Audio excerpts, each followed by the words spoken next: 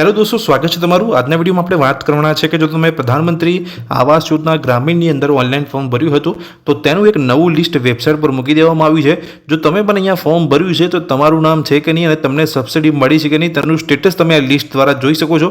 તો જે નવું લિસ્ટ અહીંયા મૂકવામાં આવ્યું છે તેની અંદર જે 2025ની અંદર જે લોકોએ ફોર્મ ભર્યા હતા તે લોકોની સબસિડી રિલીઝ કરવામાં આવી છે, તે લોકોના નામ પણ આ લિસ્ટની અંદર આવવા માંડ્યા છે। તમને ખ્યાલ નથી કે તમને સબસિડી મળી છે કે રિલીઝ કરવામાં આવેલી છે તો આ લિસ્ટ દ્વારા તમે અહીંયા જાણકારી મેળવી શકો છો। તો હવે આપણે વિડીયોની શરૂઆત કરીશું, જાણીશું કે તમે તમારા ગ્રામીણ વિસ્તારનું જે નવું લિસ્ટ છે એ કેવી રીતે ચેક કરી શકો છો વેબસાઇટ પર જઈને।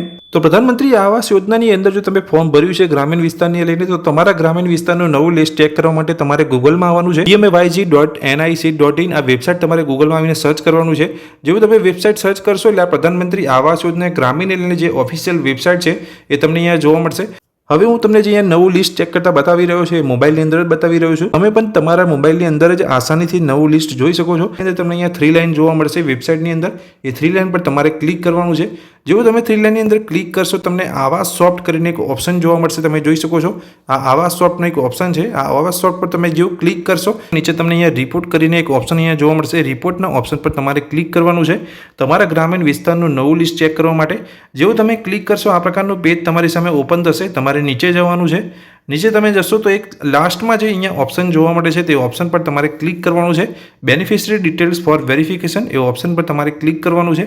જેવું તમે અહીંયા ક્લિક કરશો અમુક તમને અહીંયા પૂછવામાં આવશે તમારા સ્ટેટ વિશે, તમારા જિલ્લા વિશે, તમારા ગામ વિશે અને કઈ યોજનાને લગતી તમે માહિતી મેળવવા માંગો છો એ વિશે તમને પૂછવામાં આવશે। પહેલો જે અહીંયા ઓપ્શન છે તમે જોઈ શકો છો ઓલ સ્ટેટ વિશે, તો આપણે ગુજરાતને લઈને અહીંયા ફોર્મ ભર્યું હતું પ્રધાનમંત્રી આવાસ યોજના ગ્રામીણની અંદર, તો આપણે ગુજરાત સિલેક્ટ કરીશું। જેવું તમે તમારું સ્ટેટ પસંદ કરી લેશો નીચે તમને ફરી બીજો એક ઓપ્શન જોવા મળશે, ત્યાં સિલેક્ટના બટન પર તમારે ક્લિક કરવાનું છે। હવે તમને તમારો અહીંયા જિલ્લો પૂછવામાં આવશે, તમારે જિલ્લો તમારો પસંદ કરી લેવાનો છે। જિલ્લો પસંદ કરી લીધા પછી ફરી તમને અહીંયા સિલેક્ટનો એક ઓપ્શન જોવા મળશે જ્યાં તમારે ફરી ક્લિક કરવાનું છે, જ્યાં તમને તમારો તાલુકો પૂછવામાં આવશે, તમારે તાલુકો પસંદ કરી લેવાનો છે। તાલુકો પસંદ કરી લીધા પછી ફરી તમને સિલેક્ટનો ઓપ્શન જોવા મળશે જ્યાં તમારે ફરી ક્લિક કરવાનું છે અને તમારું જે પણ ગામ હોય એ ગામ તમારે પસંદ કરવાનું છે।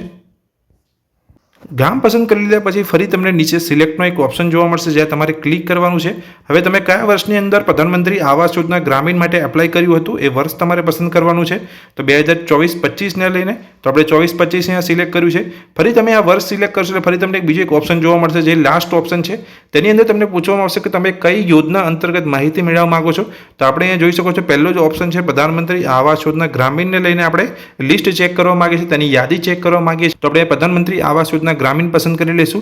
ત્યાર પછી આપણને એક નીચે અહીંયા કોયડો એટલે કે અહીંયા કેપેચા તમને જોવા મળશે, તમે જોઈ શકો છો 40માંથી 20 માઇનસ કરીને તમારે અહીંયા લખવાનું છે આન્સર અહીંયા, તો 40માંથી 20 એટલે અહીંયા 20 આવશે, તો તમારે જે અહીંયા આન્સરનો જે બોક્સ છે ત્યાં તમારે 20 લખી દેવાનું છે।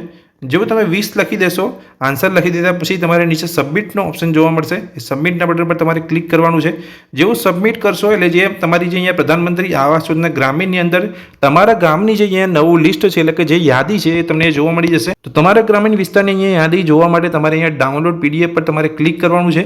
જેવું તમે ડાઉનલોડ PDF પર ક્લિક કરશો એટલે એ ફાઇલ તમારા મોબાઈલની અંદર ડાઉનલોડ થઈ જશે અને સિમ્પલી તમે અહીંયા ઓપન કરી શકો છો। એવું તમે અહીંયા નવું લિસ્ટ ડાઉનલોડ કરશો એટલે કે નવી યાદી ડાઉનલોડ કરશો એટલે આ પ્રકારનું પેજ તમને અહીંયા જોવા મળશે। તો 2025ની અંદર જે લોકોને અહીંયા રિલીઝ કરવામાં આવી છે તે લોકોને અહીંયા તમે જોઈ શકો છો 12/3/2025ના રોજ અહીંયા રિલીઝ કરવામાં આવી છે, તે લોકોએ પણ અહીંયા 24-25ની અંદર અહીંયા ફોર્મ ભર્યા હતા, તો અહીંયા જે 1,20,000માંથી 1,10,000 જેટલી તો અહીંયા રિલીઝ કરી દેવામાં આવી છે। તો આ જે અહીંયા નવું લિસ્ટ છે એટલે કે યાદી છે વેબસાઇટ પર મૂકી દેવામાં આવી છે। તમારા ગામનું લિસ્ટ તમે કેવી રીતે જોઈ શકો છો એ વિશેની મેં તમને અહીંયા માહિતી આપી। આ વિડીયોની અંદર મેં તમને જે માહિતી આપી જો તમને ગમી હોય તો વિડીયોને લાઇક કરજો, ચેનલને સબસ્ક્રાઇબ કરી રાખજો આ જ રીતની માહિતી મેળવવા માટે। Thank you.